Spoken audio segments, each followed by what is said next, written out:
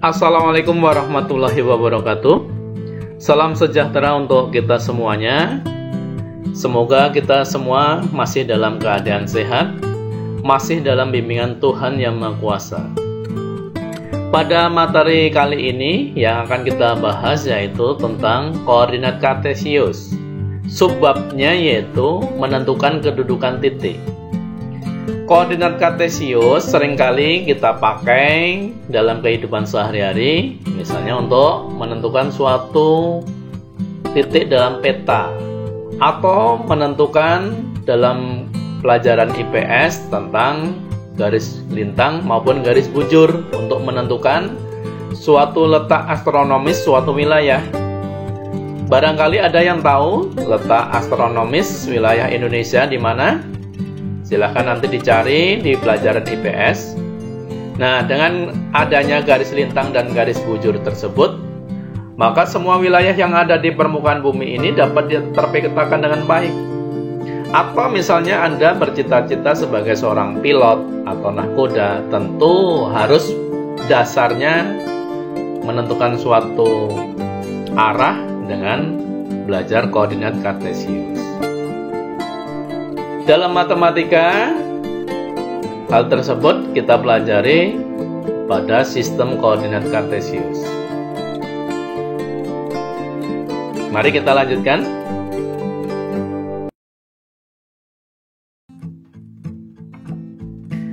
Koordinat kartesius ini nanti akan kita bahas pada video ini, yaitu kedudukan titik pada bidang koordinat kartesius.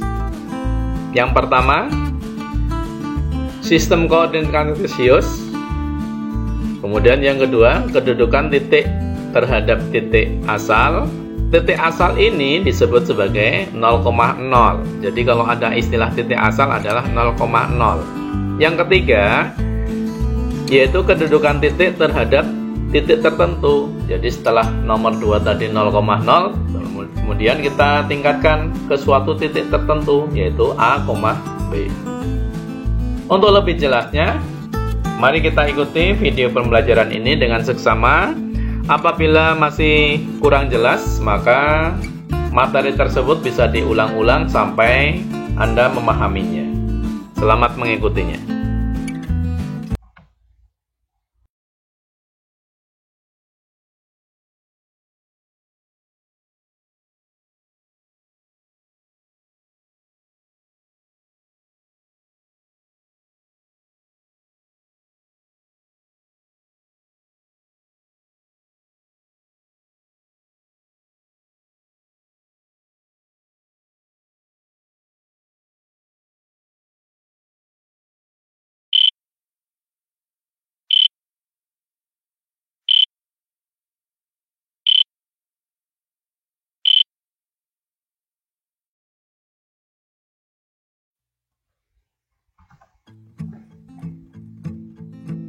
Sistem koordinat kartesius ini sebenarnya kenapa dinamakan kartesius? Karena untuk mengenang seorang legenda matematika, filsuf yang dari Prancis yang bernama Descartes. Dia lahir di Prancis sekitar tahun 1596. Dengan adanya sistem koordinat kartesius ini, beliau meletakkan dasar-dasar untuk menentukan suatu titik atau objek pada sebuah permukaan, yaitu dengan menggunakan dua sumbu yang bergerak lurus antara satu dengan yang lain. Kita lihat bagaimana cara membuatnya. Kita buat garis secara horizontal, kemudian secara vertikal. Anda bisa mempraktekkannya nanti di buku catatan atau di kertas. Kemudian di masing-masing garis ini nanti diberi jarak yang sama.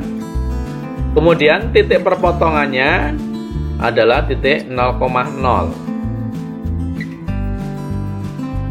Kemudian garis yang horizontal ini disebut sebagai sumbu X, sedangkan garis yang naik, silahkan diperhatikan, adalah sebagai sumbu Z. Ingat, Yang ke kanan atau ke kiri sebagai sumbu X, sedangkan ke atas ke bawah sebagai sumbu Y. Kemudian titik pangkalnya atau titik asalnya adalah 0,0. Saya beri tanda seperti ini. Jelas ya? Itu adalah titik 0,0 sebagai titik asal. Sumbu X kadang disebut sebagai absis. Jadi nanti kalau ada pertanyaan diketahui absisnya. Jadi ini adalah sumbu X. Sedangkan sumbu Y disebut atau sinonimnya dalam bahasa Indonesia disebut ordinat. Ingat-ingat. Jadi sumbu X sama dengan absis, sumbu Y ordinat. Kita lihat. Nah, kalau misalnya pakai kertas yang berpetak seperti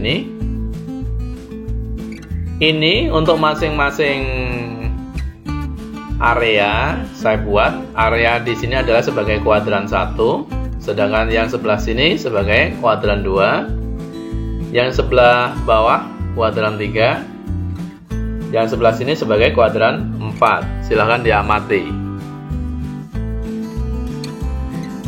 Nilai X dan Y untuk masing-masing kuadran, yaitu untuk kuadran 1 ini nanti X, Y, artinya X-nya positif, Y-nya positif. Kemudian untuk kuadran 2 ini nanti X-nya negatif, Y-nya positif. Kuadran 3 X-nya negatif atau min X, min Y, artinya Y-nya negatif. Kuadran 4 X-nya positif, Y-nya negatif. Hal ini tentu membutuhkan pemahaman, tidak perlu dihafal. X dulu baru Z. Jadi kalau misalnya ada lagu anak TK A, B, C, D, E, F, G.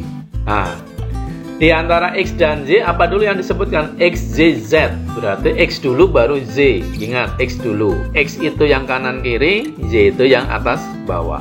Jadi X dulu baru Z. Kanan kiri, kemudian Y-nya atas bawah. Itu cara mengingatnya seperti itu.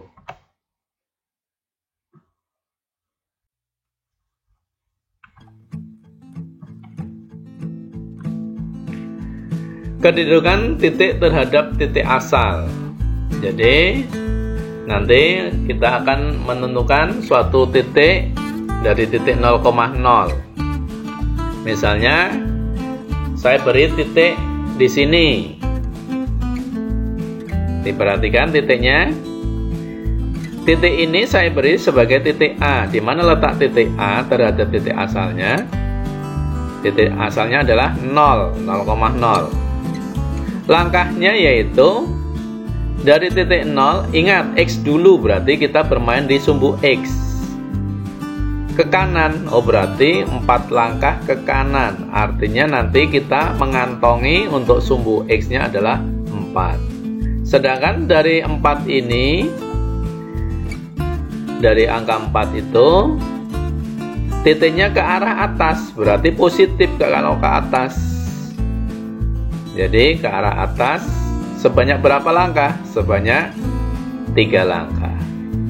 Nah, berarti nanti titik A adalah 4,3. Jadi Y-nya nanti 3.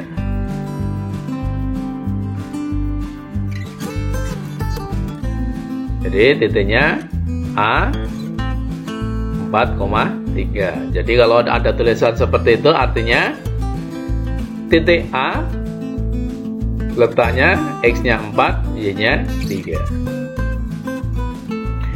Kita lanjutkan kalau misalnya saya berikan titik di sebelah sini. Bagaimana? Sama, X dulu baru Z. Kemudian X-nya ke kanan atau ke kiri dari titik 0. Oh, ternyata ke arah kiri nanti.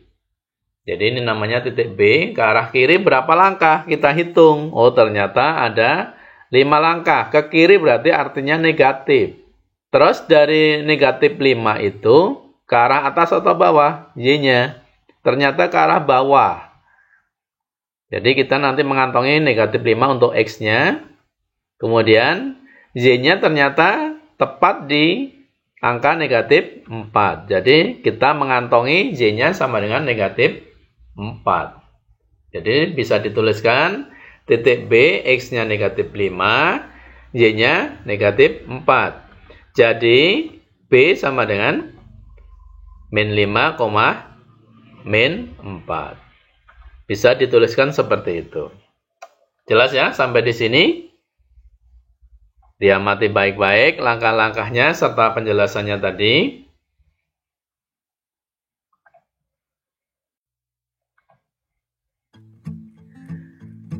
Saya berikan suatu latihan atau contoh. Tentukan koordinat titiknya dan letak kuadrannya. Yuk. Misalnya seperti ini. Untuk memudahkan saya buat awalnya biar lebih ingat. Ini kuadran 1, kuadran 2, sini kuadran 3, sini kuadran berapa? 4. Titik yang pertama, yuk. Titik A namanya. 2 langkah ke arah kanan. Berarti punya X-nya 2. Terus ke arah atas banyak 5 langkah. Jadi titiknya 2,5. Letaknya di kuadran 1. Terus yang titik kedua atau titik B, letaknya di mana yuk? Ke arah kanan atau kiri? Ternyata ke arah kiri. Berapa langkah? Negatif 4. Jadi titik 4 negatif 4, ke arah atas atau bawah? Ke arah bawah ternyata. Oh, berarti negatif 4. Di kuadran berapa? Kuadran 3. Saya berikan contoh lagi titik C. Yuk, perhatikan lagi. Ingat, kanan kiri dulu. Ke kanan atau ke kiri? Oh, ternyata ke kiri titik C-nya. Berarti negatif 6. Terus dari negatif 6 ke arah atas atau bawah? Oh, ternyata ke arah atas. Berarti positif berapa itu? Tepat di angka 4. Oh, berarti negatif 6,4. Letaknya di kuadran berapa? Di kuadran 2. Titik D, perhatikan lagi. Yuk, dari titik 0 ke arah kanan kiri. Oh, berarti titik D negatif 2, negatif 3. Lebih lancar ya sekarang ya. Letaknya di kuadran 3. Titik E, yuk, perhatikan.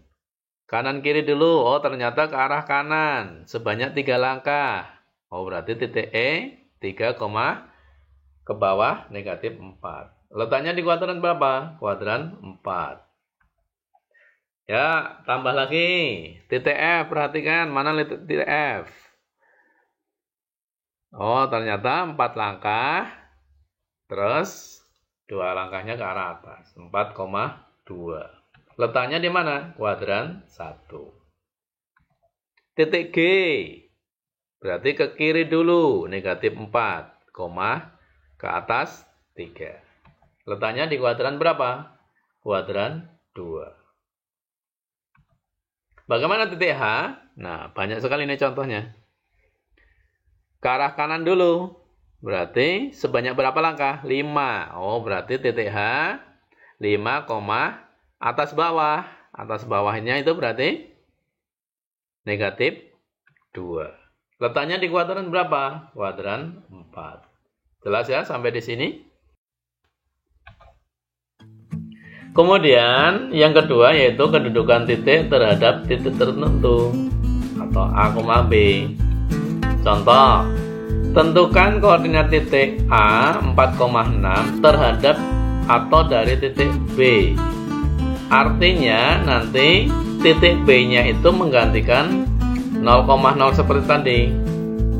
Nah, saya buatkan koordinat kartesiannya seperti ini. Langkah-langkahnya seperti apa? Yang pertama, tentukan dulu koordinat titik A dan titik B tersebut. Nah, ini sebagai titiknya A dan B.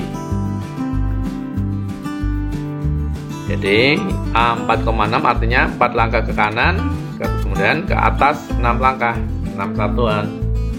B nya 1 ke arah kanan, 2 ke arah atas. Kemudian yang kedua yaitu jadikan titik B, karena terhadap atau dari titik B, berarti yang jadi acuan adalah titik B. Jadikan titik B 1,2 ini tadi sebagai titik awal, atau pada pelajaran sebelumnya yaitu sebagai titik 0,0. Nah, kita buat garis bantunya. Ini anggap saja yang sumbu X dan sumbu Y. Nah, kita cuekin saja garis itu. Kita acuannya sekarang dari titik B. Titik B itu anggap saja sebagai 0,0. Terus kita hitung titik A itu dari titik B bagaimana? Sama caranya. Dari titik B nanti kita hitung posisi A, sumbu X-nya dan sumbu Y-nya yang baru. Yuk, berapa langkah itu? 3 langkah ke arah kanan, sebanyak berapa langkah? 3 langkah ternyata. Terus dari titik 3 langkah itu terus ke atas atau ke bawah, ke atas ternyata berapa langkah? Oh, ternyata titiknya 4 langkah ke arah atas, berarti 3,4. Bisa dituliskan pada gambar dapat ditunjukkan bahwa titik A berada pada koordinat 3,4 dari titik B. Jelas ya, itu jawabannya itu.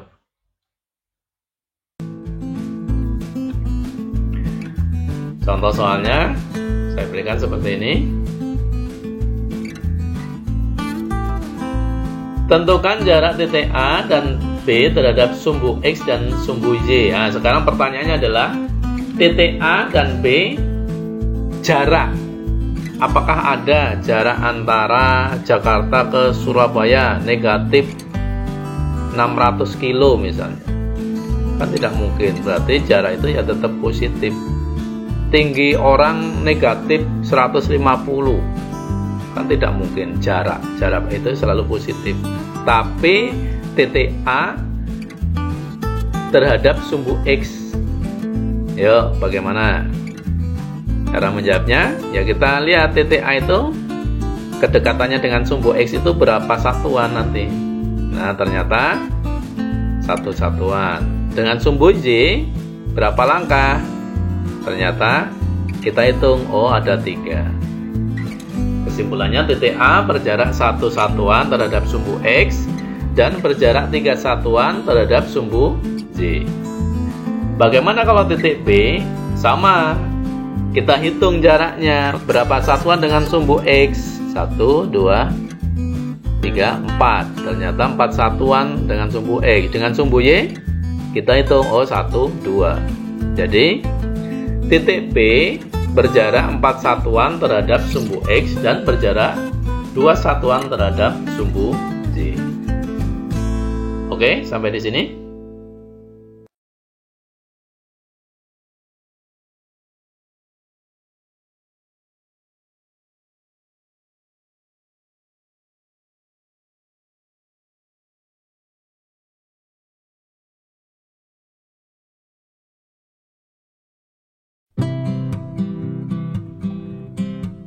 Nah, demikian untuk materi pada kali ini.